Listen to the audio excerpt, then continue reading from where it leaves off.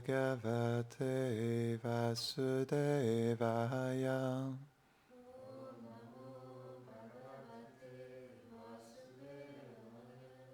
Om Namo Bhagavate Vasudevaya.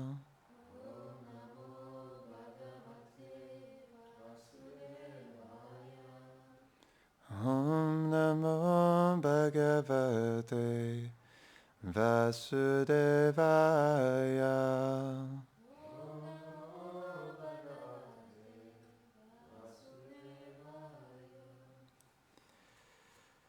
Allez, Paul. Donc aujourd'hui, on va lire un verset du premier chant du Srimad Bhagavatam, chapitre 7, verset 49. Sutta vacha dharmyam nyayam sakarunam nirvyalikam samam mahat raja dharma suto ragya pratyananda vachodvija sutta vacha dharmyam nyayam sakarunam nirvyalikam samam mahat Raja Dharma Sutoragya Pratyananda Dvachodvija. Traduction.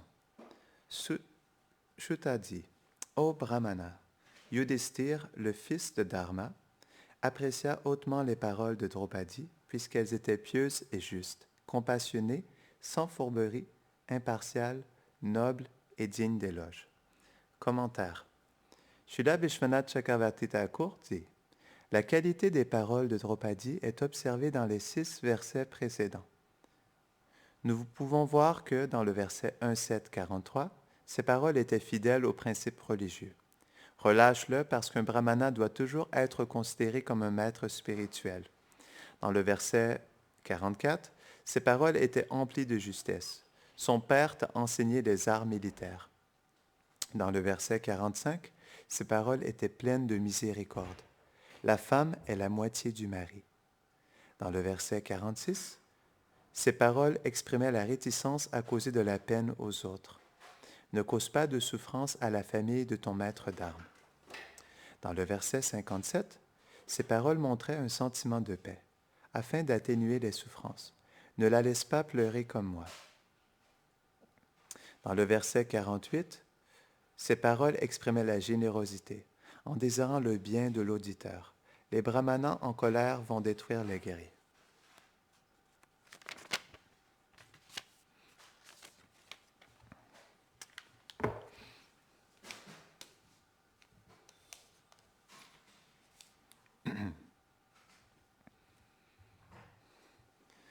Om Jnanatimirandasya Jnananchalashalakaya Chakshurunmilitam Jena Tasmai Shri Gurave Namaha Shri Chaitanya Manobishtam Stapitam Jena Bhutade Swayam Rupa Kadamayam Dadati Svapadantikam.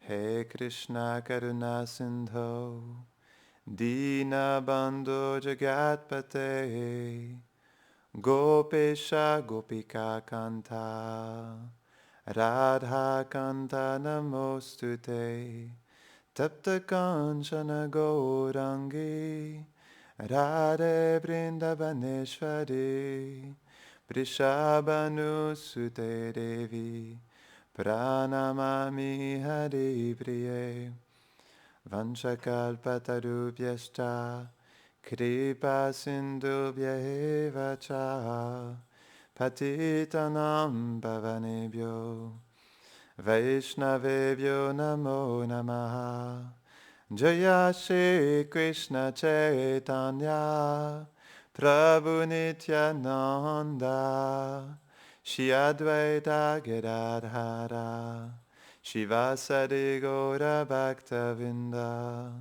Hare Krishna Krishna Krishna Hare Hare Hare Rama Rama Rama Hare Hare Namahom Vishnu Padaya Krishna Prasthaya Bhutare Shrimate Bhaktivedanta Swami Niti Namine Namaste Sarasvate Deve Gauravani Pracharine Nirvishesha Shunyavadi Paschatare Shatarine. Donc on pourrait se poser la question pourquoi Draupadi, elle a pu réciter ces douces paroles. C'est parce qu'elle avait une relation avec Krishna dans son cœur. C'est ce qui fait la différence. Dans le Bhagavatam, c'est expliqué que les dévots, les dévots de Krishna, ils sont en mesure de tout accepter, toutes les tests, toutes les souffrances, parce qu'ils ont une relation avec Krishna. C'est la raison pour laquelle Draupadi, elle avait autant de compassion, parce que cette compassion pour Ashwatthama, elle venait de sa relation d'amour avec Krishna. C'est ce qui fait en sorte que les Vaishnavas, ils voient tout en relation avec Krishna, ils tolèrent tout en relation avec Krishna, et ils savourent tout en relation avec Krishna, parce qu'ils ont une relation avec Krishna. Comme par exemple, pour les âmes conditionnées, comme moi, dans ce monde, on savoure tout en lien avec les modes de la nature. Notre relation avec Krishna, elle est plutôt en lien avec son énergie externe. Parce que notre relation avec Krishna, elle n'est pas encore personnelle. C'est pourquoi, justement, on voit les tests en relation avec le monde matériel, on goûte en lien avec le monde matériel, on a des sentiments en lien avec le monde matériel, parce que notre relation avec Krishna, elle n'est pas encore établie. Non? Aujourd'hui, on va parler de la rencontre avec Krishna et l'importance de développer de l'affection pour Krishna. Parce que si on ne développe pas de l'affection pour Krishna, c'est comme manger des légumes sans le sel. On va vous partager un verset de Narada Muni qui explique ça. L'affection envers Krishna, c'est comme des légumes sans sel, c'est comme un jardin sans légumes. Et c'est comme... c'est quoi l'autre exemple qu'il donne? Je ne vais pas l'oublier. Narada Muni a dit à Uddhava, sans sentiment d'amour, les 9 types de services de dévotion, c'est comme avoir des légumes sans sel, sans sentiment d'amour. La bhakti est comme un repas élaboré sans avoir faim. Sans sentiment d'amour, c'est comme étudier les Écritures sans les comprendre. En fait, les sentiments de dévotion sont aussi importants dans la vie d'une personne que les fruits du jardin. Ce n'est que lorsque vous avez ces sentiments de dévotion que votre bhakti est agréable pour Krishna et pour vous-même. Donc ça, c'est ce que Narada Muni, il conçoit des sentiments d'amour. C'est comme lorsqu'on prend du prashad, mais sans aucune épice, sans aucun sel. On va aimer, ça va être prashad, mais il va quand même manquer quelque chose. Pardon? C'est ça. Elle disait que c'est comme des exemples de Madhu Mangal. Est-ce que tu as un exemple de Madhu Mangal? Ah oui, exactement, c'est ça. C'est vrai. Narada Muni, c'est Madhu Mangal. Donc, exactement, on peut voir le côté loufoque de Madhu Mangal qui se manifeste en Narada Muni. Donc, la rencontre avec Krishna. Pour comprendre la rencontre avec Krishna, je vais vous partager une histoire. Peut-être que vous ne l'avez jamais entendue. Est-ce que vous connaissez l'histoire du sage Shrutadev et du roi Bahushlava? Donc, il y a cette histoire. Il y avait un jour dans le royaume de Videha, qui était dans la cité de Mithila. Je crois que c'est dans le Népal aujourd'hui. Mais auparavant, le Népal et l'Inde étaient un même pays, non? Et donc, un jour, il y avait cette histoire. Il était une fois l'histoire de Shrutadev, qui était un pauvre brahmana dans cette ville de Mithila, et du roi Bahushlava. Et c'était 2 grands dévots de Krishna. Et donc, à tous les jours, ils adoraient la déité de Krishna. À tous les jours, ils offraient de la nourriture à Krishna. Ils avaient des brahmanas qui offraient des prières au Seigneur. Et un beau jour, ils ont entendu dire que Krishna, leur Seigneur adorable, était apparu dans le monde, sur la planète. Et donc, ils ont été surpris d'entendre ça. Ils ont entendu qu'il était maintenant dans la ville de Dwarka et qu'il accomplissait ses divertissements personnellement à Dwarka. Et donc, lorsqu'ils ont entendu ça, ils ont voulu immédiatement aller rencontrer leur Seigneur adorable, mais comme ils avaient leur déité à adorer, donc le matin, ils se sont dit, bon, OK, ils étaient prêts à partir. Ils avaient tout préparé. Ils avaient préparé les chevaux et la nourriture pour aller rencontrer Krishna à Dwarka. Mais le matin, avant de partir, ils ont réalisé qu'ils devaient adorer leur déité. Donc, ils sont allés adorer le Seigneur. Ils ont offert le Mangalarti. Ils lui ont donné de la nourriture. Ils l'ont habillé. Et ensuite, ils se sont rappelés que, oh, le Seigneur n'a pas mangé. Donc, ils ont préparé un repas pour l'offrande du midi. Et donc, ils ont fait un arti pour le midi. Et ensuite, ils ont réalisé que aussi, ils avaient aussi besoin de faire un arti pour le soir, donc ils ont oublié qu'ils devaient aller rencontrer Krishna à Dwarka. Et comme ça, ils n'ont pas pu partir pour Dwarka pour rencontrer Krishna. Et donc, Krishna, il était conscient de ça, et même cette journée-là, c'est expliqué qu'ils ont fait même un abhishek pour Krishna, et lorsque Krishna il était parmi ses reines à Dwarka, ses pieds ont commencé à être mouillés, comme si quelqu'un arrosait ses pieds. Et donc, Krishna savait pourquoi, mais là, ses associés qui étaient autour de lui, ils lui ont dit, mais pourquoi, Krishna, tes pieds sont mouillés? Et Krishna a dit, c'est parce que j'ai 2 grands dévots dans la région de Mithila qui sont en train de baigner mes pieds en ce moment. Et donc, Krishna, il était touché de la dévotion de ses dévots. Et donc, il s'est dit, bon, quand est-ce qu'ils vont venir me rencontrer? Parce qu'il savait que Bauslava et que Shrutadev, ils avaient le désir de le rencontrer en personne. Parce que naturellement, les dévots, c'est comme les gopis. Lorsque Krishna il était à Mathura, il a envoyé plusieurs lettres aux gopis où il disait vous êtes comme des grands yogis, vous pouvez méditer sur moi dans votre cœur, je suis présent dans votre cœur. Et donc, les gopis, elles n'étaient pas satisfaites de ça parce que les gopis, parce qu'elles ont un amour profond pour Krishna, elles voulaient voir Krishna. Pas juste Yogeshvara, le plus grand de tous les yogis, mais elles voulaient voir Krishna en personne. Elles n'étaient pas intéressées à méditer sur Krishna dans leur cœur. Krishna, il est déjà dans leur cœur. Elles voulaient voir Krishna face à face. Non, c'est parce que les gopis, elles ont tellement un amour profond qu'elles veulent voir Krishna en personne. Non. Elles veulent le servir en personne. Et donc, Bauslava et Shrutadev, ils avaient ce profond désir de voir Krishna en personne. Et Krishna, il se disait, bon, quand est-ce qu'ils vont venir me voir? Est-ce que demain va être le bon jour? OK, il s'est dit, je vais attendre encore une autre journée et s'ils ne viennent pas demain, alors je ferai des arrangements personnels pour aller les rencontrer. Et donc, le jour suivant, Krishna a attendu impatiemment et il n'a pas pu avoir la visite de Shrutadev et de Bauslava. Et donc, il s'est dit, bon, mais je pense que finalement, ils sont trop attachés à adorer ma déité. Je vais réciproquer avec leur désir et je vais venir moi-même les rencontrer. Et donc, c'est expliqué qu'il a demandé à Daruka de préparer les chariots et les chevaux. Et au moment où ils étaient en train de quitter Dwarka, au portail, à ce même moment, il y a eu de grands sages qui sont venus pour aller rencontrer Krishna. Donc, ces grands sages étaient Narada Muni, Vyasadev, Shukadev et d'autres sages, je ne me rappelle plus exactement des noms, mais ils étaient 7 en tout. Non, mais en tout cas, les plus grands sages de l'humanité. Et donc, ils étaient tous présents pour rencontrer Krishna. Et donc, au moment où ils sont allés au portail, Krishna est passé par une autre porte parce qu'il ne voulait pas, comme il sait à quel point les dévots de Dwarka, ils veulent la présence de Krishna. Donc, il est passé par la porte de derrière pour aller chercher ses dévots. Et donc, au moment où les sages sont arrivés au portail, ils ont demandé, on souhaite avoir l'audience de Krishna.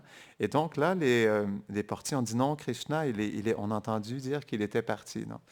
Et à ce moment-là, les sages, par leur vision mystique, ils ont vu que Krishna était parti par une autre porte. Et donc, ils se sont accourus pour bloquer l'entrée pour que Krishna puisse s'arrêter, puis puisse rencontrer Krishna finalement. Et donc, là, Krishna, il a été forcé de s'arrêter. Et donc, les sages lui ont dit, bon, on souhaite tellement te rencontrer, ça fait tellement longtemps qu'on ne t'avait pas vu. Et Krishna a vu ça comme une opportunité en or.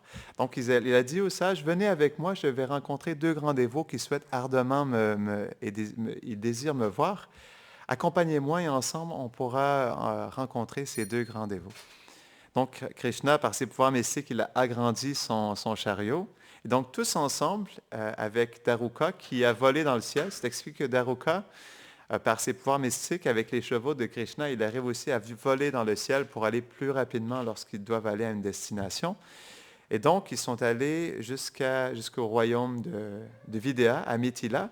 Et lorsqu'ils sont arrivés à Mithila, donc c'est expliqué que le roi Bhaushlava et Shritadev, ils ont accueilli Krishna en grande pompe. Et Shritadev, comme il était un homme brahmana, il n'osait pas aller en face du roi.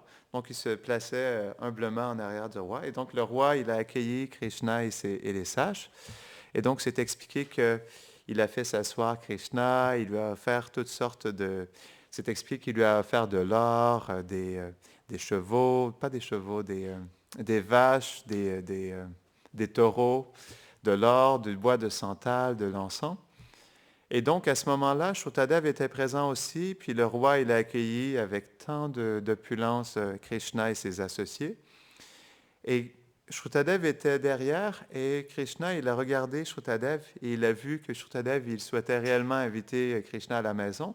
Et donc, Krishna, il a fait un arrangement. Donc, l'arrangement s'est fait que Shrutadev, il a quitté l'endroit, et Krishna, il s'est retiré de l'association du roi, et il s'est pas multiplié, mais il s'est expansionné, non, en lui-même, et aussi il a expansionné le groupe de sages qui était avec lui pour pouvoir aussi aller rencontrer Shrutadev. Donc, simultanément, Krishna et les sages sont allés au village de Shrutadev, qui était dans les montagnes, sur le bord des montagnes, dans la forêt, un petit village pauvre dans la forêt. Et aussi, Krishna est resté avec le roi et les reines dans le royaume, dans le palais. Et donc, c'est expliqué que, donc, simultanément, Krishna, il a reçu l'accueil du roi et du pauvre brahmana. Et donc, le roi a accueilli, comme on expliquait, avec tant d'opulence. Il s'est assis sur un petit siège. Et donc, Krishna a vu son désir d'adorer ses pieds. Donc, Krishna, il a posé ses pieds sur un petit tabouret. Et donc, le roi a commencé à masser les pieds de Krishna. Et c'est expliqué que le roi Bhaushlava, il a commencé à offrir des prières à Krishna, où il expliquait à quel point Krishna, il était son Seigneur adorable, qu'il avait toutes les qualités du monde, à quel point il était tellement touché d'avoir son association personnelle. Et donc, le roi continuait à le glorifier de la sorte. Et donc, Krishna était touché de sa glorification, mais il y a quelque chose qui manquait. Et on va voir plus tard qu'est-ce qui manquait dans l'adoration de Bhaushlava. Non? Malgré le fait qu'il avait adoré Krishna avec tellement de dévotion, qu'il lui avait offert tellement de cadeaux, Krishna n'était pas pleinement satisfait de son adoration. Et on va comprendre pourquoi. Donc ensuite, Krishna, il a accompagné Shrutadev dans son petit village, et c'est expliqué que comme Shrutadev, il était pauvre, il n'avait pas grand-chose à offrir à Krishna. Et avant, il était allé voir tous les gens du village et il avait expliqué que Krishna allait venir le rencontrer parce qu'il savait dans son cœur que Krishna allait venir. Et c'est expliqué que Shrutadev, il est allé voir tous les villageois et leur a demandé tout ce qu'ils avaient en leur possession pour pouvoir accueillir Krishna. Donc, il a demandé des fleurs de lotus, des graines de lotus, de l'eau de pluie, puis des sièges, ou plutôt des tapis de qualité pour accueillir Krishna. Mais c'était quand même des choses modestes. Donc, Krishna, il a été vraiment touché de l'accueil de Shrutadev. Et c'est expliqué que donc Shrutadev, il a accueilli vraiment avec humilité, avec dévotion, Krishna et les grands sages. Et donc, de la même manière que Bhaushlava, Shrutadev, il a commencé à offrir des prières à Krishna. Et il a dit quelque chose d'intéressant. Donc, il expliquait qu'en réalité, comme une personne est dans un rêve, une personne dans un rêve qui est l'auteur de son rêve, elle est consciente de son rêve. Elle est consciente des personnes qui sont dans son rêve, mais les autres personnes ne sont pas conscientes de lui. Et de la même manière, tu es comme l'âme suprême qui crée ce rêve de tous les êtres vivants. Tu es le créateur de notre rêve, tu crées cette illusion, tu crées notre famille, tu crées notre personne, tu crées notre environnement. Et malgré tout, on se pense être l'auteur de ce rêve et on ne réalise pas que c'est toi qui as créé notre rêve. On ne réalise pas que c'est toi qui es présent, que c'est toi qui as tout manifesté pour nous accompagner dans tout ça, mais en réalité, on est dans ce rêve et on ne te voit pas. Malgré le fait que ce soit toi qui aies créé notre rêve, on n'arrive pas à voir ta présence dans notre rêve. Et donc, il a fait plein de prières à Krishna. J'essaie de me rappeler un point intéressant qu'il avait fait. Il avait dit à Krishna que, en réalité, comme il était l'âme suprême, il était toujours présent dans son cœur et qu'il l'accompagnait à chaque instant. Et par la suite, il avait expliqué cette analogie du rêve, non? Et donc, Krishna, il avait été satisfait de ses prières, mais encore une fois, il n'était pas complètement satisfait parce qu'il voyait qu'il manquait quelque chose. Et il a expliqué la même chose au roi Bahushlava. Il a dit qu'en réalité, donc j'apprécie tes prières et ça me touche profondément. J'apprécie ta dévotion, mais tu dois comprendre une chose, c'est que une personne peut aller dans tous les lieux de pèlerinage, elle peut lire tous les textes sacrés, elle peut servir ma déité, elle peut adorer ma déité, et elle peut m'adorer avec tellement de dévotion, mais toutes ces choses qu'elle peut accomplir dans mon service de dévotion, que ce soit l'adoration de la déité, que ce soit visiter les lieux de pèlerinage, non? Toutes ces choses sont tellement plus rapidement atteintes lorsqu'on reçoit le regard d'amour de mon associé, d'un pur dévot du Seigneur. Et donc, Krishna, il a dit que je serai tellement plus satisfait si tu adores mes dévots que si tu adores ma personne. Et tu recevras tellement plus ma miséricorde si tu reçois le regard d'amour d'un pur dévot du Seigneur. Pourquoi? Parce que lorsque Bahushlava et Shrutadev avaient reçu Krishna et les grands sages, c'est expliqué que quand Bahushlava il a reçu Krishna au départ, dans son palais, il a offert un grand siège à Krishna et des petits sièges aux sages, aux grands sages. Et donc, il a placé Krishna dans un endroit spécial, non? Il a placé les sages un peu plus loin. Et donc, Krishna, il a vu ça et il a voulu apprendre une leçon. C'est pourquoi il a apporté les sages avec lui aussi. Parce qu'au départ, il avait planifié d'aller tout seul rencontrer Bahushlava et Shrutadev. Et donc, quand les sages sont venus pour rencontrer Krishna, il a vu ça comme une opportunité d'apprendre une leçon parce qu'il avait vu à quel point Shrutadev et Bahushlava, ils étaient attachés à adorer la déité de Krishna, à adorer Krishna. Et donc, Krishna, à travers ça, il a vraiment, à travers l'histoire de Shrutadev et Bahushlava, il a donné une leçon importante que d'adorer les dévots du Seigneur est tellement important parce que c'est plus cher à Krishna que lui-même en réalité. Et c'est comme ça aussi à Vrindavan, Krishna, il adore tellement plus, il aime que ses dévots soient adorés, même entre dévots aussi à Vrindavan, Krishna, il apprécie que ses dévots aiment ses dévots. Parce que les dévots de Krishna, ils sont plus chers que lui-même. Les dévots de Krishna, ils sont le cœur de Krishna. Et c'est pourquoi Krishna, il est tellement plus touché, et il donne tellement plus de miséricorde. En réalité, c'était même expliqué que Krishna, il donne toute sa miséricorde aux purs dévots. C'est ça que Vishwanath Chakravarti Thakur, il explique que le pur dévot, il a toute la miséricorde de Krishna. C'est pourquoi le pur dévot, il peut tout faire. Même plus que Krishna en réalité. Parce qu'il est l'incarnation de la miséricorde de Krishna. Donc, ça, c'est tellement important parce que ça nous montre comment, justement, l'affection que le dévot nous porte, c'est la chose la plus spéciale. Srila Prabhupada, il expliquait aussi que on peut essayer de faire tellement de choses dans le service de dévotion. Il expliquait un peu la même chose que ce qu'avait expliqué Krishna, on peut accomplir toutes les austérités, on peut faire tellement de services, mais si on fait un service d'affection, si on porte de l'affection pour le pur dévot du Seigneur, et qu'il nous porte de l'affection, alors nous recevrons la pleine miséricorde de Krishna. C'est ça l'importance de l'affection. L'affection pour Krishna, elle se fait à travers l'affection pour ses dévots. Parce que le plus on développe de l'affection pour ses dévots, le plus on développera de l'affection pour Krishna. L'un ne va pas sans l'autre, et ça commence par l'affection au pur dévot du Seigneur. Non?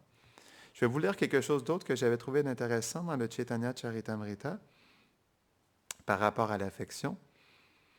Chaitanya Mahaprabhu, il dit que la miséricorde du Seigneur Krishna ne dépend que d'une chose, c'est l'affection. Krishna n'est obligé que par l'affection. Et ça, c'est un point qui est vraiment essentiel. Donc, on avait lu aussi ce verset de Narada Muni où il explique ses sentiments d'amour. Donc, la dévotion, même si on accomplit les 9 angas de la dévotion, s'il n'a pas d'affection pour les dévots de Krishna et Krishna, alors notre service, il n'est pas complet. C'est comme on expliquait les légumes sans le sel ou le jardin sans les fruits, non? où c'était comme un repas, un magnifique festin, mais ne pas avoir faim. Donc l'affection, elle est vraiment primordiale, mais le point, c'est que on voit dans le monde, si on a de l'affection pour ce monde, alors on garantit notre naissance dans le monde matériel dans notre prochaine vie. Ça, c'est certain. Mais si on a de l'affection pour Krishna, on garantit notre naissance à Vrindavan dans notre prochaine vie. C'est là où l'affection, on pourrait dire, elle est la chose la plus importante. Bhaktyamam abhijanati yavan yascha smitad vataha. Krishna, il explique que sans l'affection pour moi, on ne pourra jamais me connaître. Sans l'affection pour les dévots, on ne pourra jamais me découvrir, on ne pourra jamais développer une relation avec moi. Non? Donc, c'est pourquoi, dans le 9e chant du Bhagavatam, aussi, Krishna dit qu'il se sent très heureux des saints qui lui sont affectueux. Sans les personnes saintes pour lesquelles je suis la seule destination, je ne veux pas jouir de ma félicité transcendantale et de mon opulence suprême. Tout comme une femme chaste amène son doux mari sous son contrôle, par un service affectueux, les dévots me ramènent sous leur plein contrôle. Donc, c'est la manière dont on peut attirer. La rencontre avec Krishna, elle se fait à travers l'affection qu'on a pour lui. C'est comme ça qu'on va rencontrer Krishna. Mais comment est-ce qu'on peut développer de l'affection? Ça commence par l'association avec les dévots qui ont de l'affection pour Krishna. Et comme l'expliquait Satchidananda Maharaj, il disait un point intéressant par rapport à ça. Il disait que l'affection aussi, elle se développe lorsqu'on rencontre un dévot personnellement. Lorsqu'on a l'association d'un dévot qui a des sentiments d'amour pour Krishna, alors on peut nous-mêmes aussi développer cette affection pour Krishna. Parce que son affection, elle est tellement profonde qu'elle déteint sur notre cœur. Non? Donc ça, c'est une chose. On reçoit l'association physique d'un pur dévot qui a des sentiments d'amour pour Krishna. On écoute aussi ses instructions, on entend parler de son amour pour Krishna, et à travers cette écoute aussi, on développe des sentiments d'amour pour Krishna. Donc, encore une fois, l'écoute est tellement quelque chose de primordial pour développer de l'amour pour Krishna. On avait expliqué ça dans une autre classe que lorsqu'on entend parler des sentiments d'amour des résidents de Vrindavan pour Krishna, alors ces sentiments, ils naissent dans notre cœur. Ils nous inspirent aussi. Ces sentiments, ils apparaissent dans notre cœur. Ils nourrissent aussi des sentiments dans notre cœur. Donc, l'écoute, elle est primordiale. Mais il y a quelque chose qui est intéressant aussi, qu'on oublie parfois, c'est le Nama Sankirtan, le Yoga Dharma. Pourquoi? Jiva Goswami, il explique dans le Bhakti Sandarbha que il y a une raison pour laquelle le kirtan est la pratique spirituelle la plus élevée dans l'ère de Kali Yuga. Des sentiments de dévotion extraordinaires se réveillent. Cela arrive surtout si vous chantez avec de nombreuses personnes. Donc ça, c'est vraiment intéressant. Il explique que dans le kirtan, il y a une opportunité extraordinaire de développer des profonds sentiments d'amour pour Krishna. Pourquoi? Parce que le kirtan, c'est le Yoga Dharma. Et c'est une pratique qui est emplie de miséricorde et qui nous permet un accès très facile avec Krishna, non, à travers le chant du Saint-Nom. Et donc, il explique que ça doit se faire avec plusieurs personnes. Et on sent ça. Si vous avez déjà fait un kirtan avec 1000 personnes ou des milliers de personnes, on sent à quel point, justement, il y a une profonde présence de Krishna qui se manifeste. Ou quand on chante le Mahamantra pendant plusieurs heures, on sent à quel point il y a une profonde présence de Krishna qui se manifeste. Et cette présence, elle vient à travers des sentiments d'amour pour Krishna. Il y a des sentiments profonds dans le cœur qui se manifestent et qui nous rendent tellement attirés envers Krishna. Et même aussi, ces sentiments, ils nous poussent à nous souvenir de Krishna, à se souvenir de ses qualités, de ses divertissements, de sa forme, de ses relations avec ses associés. Donc c'est pourquoi le kirtan, c'est quand même quelque chose d'extrêmement important dans notre vie de tous les jours. Donc malheureusement, on n'en fait pas beaucoup. Mais c'est quelque chose qui est vraiment essentiel pour pouvoir développer des sentiments d'amour pour Krishna, parce qu'il y a une miséricorde vraiment spéciale dans le chant du Saint-Nom, mais en congrégation, parce que c'est le Yoga Dharma. Je vais vous partager quelque chose aussi par rapport au roi Prataparudra.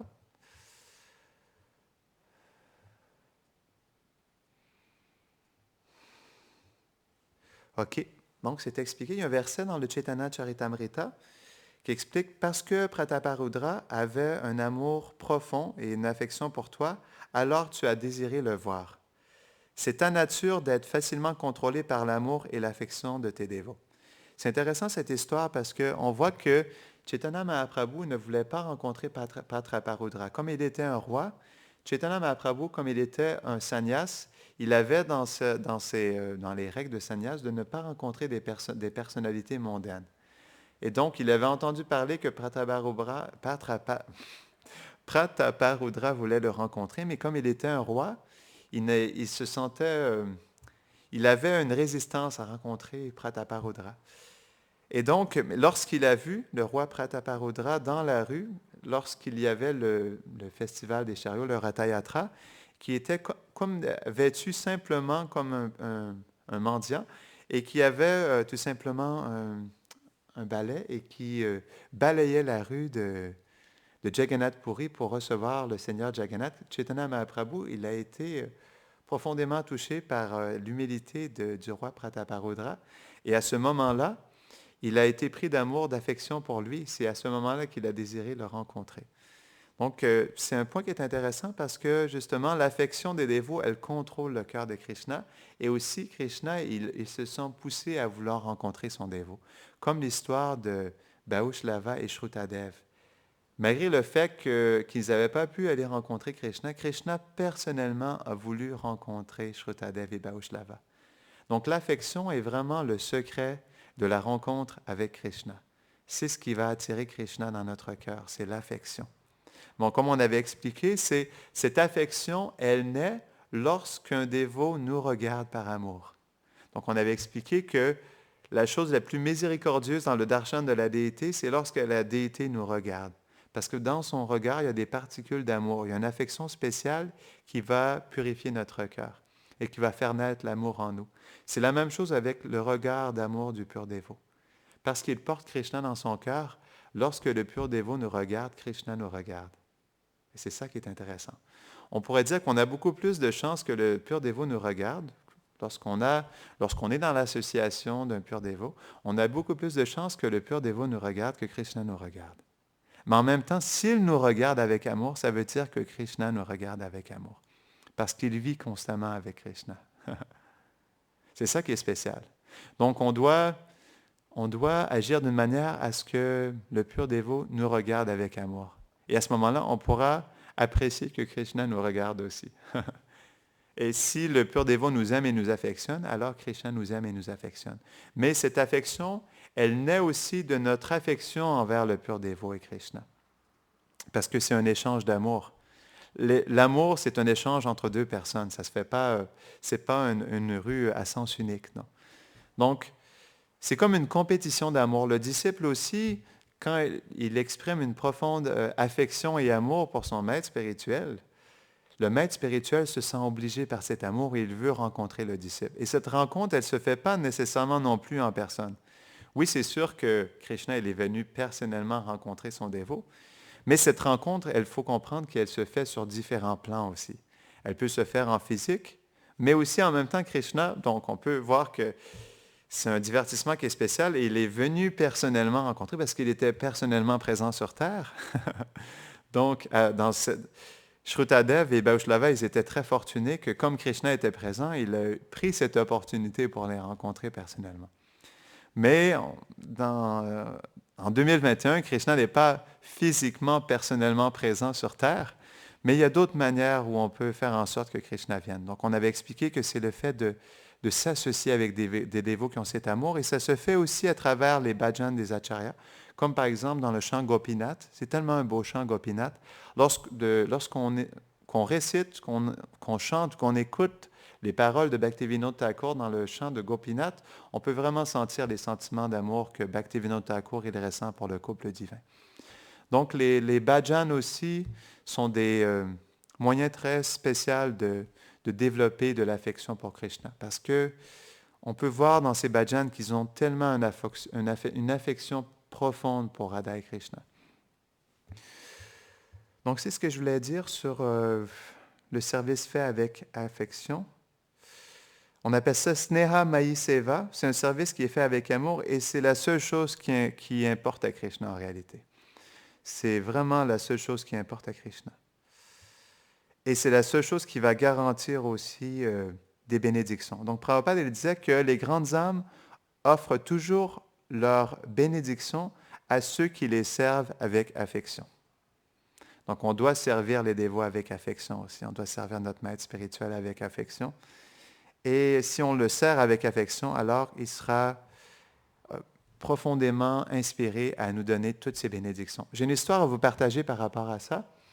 C'est l'histoire de Devahuti. Il faut comprendre que Devahuti, c'était une grande reine. Elle vivait, c'était une princesse, elle vivait dans un royaume, elle avait toutes les commodités. Commodities, comment on dit en français? Toutes les ressources à sa portée. Elle avait des milliers de servantes. Elle vivait dans une grande opulence. Et Devahuti, par sa profonde humilité et son attitude de service, elle a tout abandonné pour accompagner son mari dans la forêt.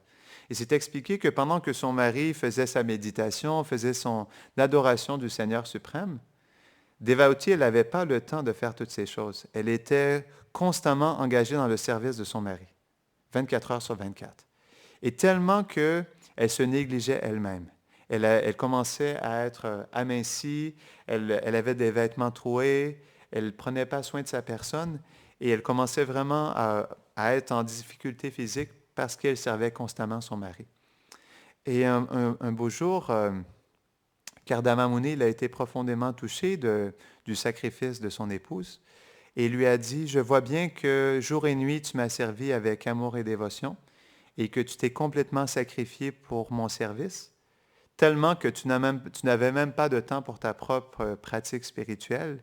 Et comme tu as fait ce sacrifice par amour et affection pour moi, alors toutes les bénédictions que j'ai reçues dans mon service, dans mon adoration du Seigneur, je te les donne tous. » C'est une belle histoire parce qu'elle nous montre justement l'importance du sacrifice et comment le sacrifice fait avec amour et dévotion nous attire toutes les bénédictions, toute la miséricorde. C'est ce qui va attirer Krishna dans notre vie, c'est ce qui va manifester sa présence et c'est ce qui va donner cette douce miséricorde.